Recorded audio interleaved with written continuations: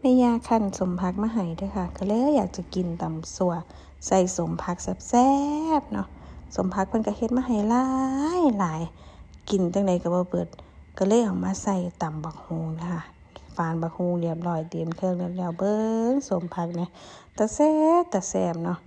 เริ่มต้นก็ตำพริกก่อนนะคะแล้วก็ใส่เกลือเคี่ยใส่ประกอบนี่ก็โอ้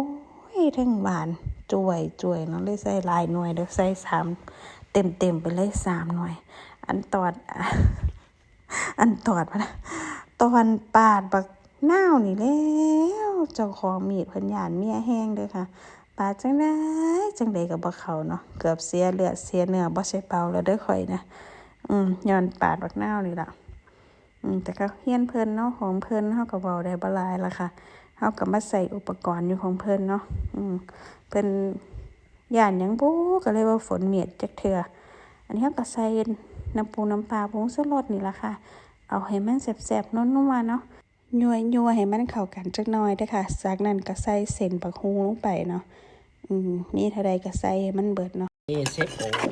สูตรเรียสองนัวลึกเลียมือแต่อย่าไปเลียมือคนอื่นโอเคครับ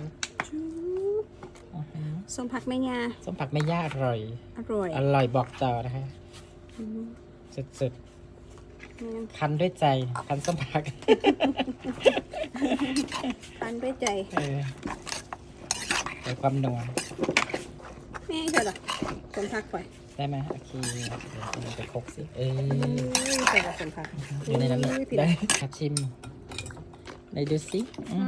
เป็นไงบ้างอร่อยมาก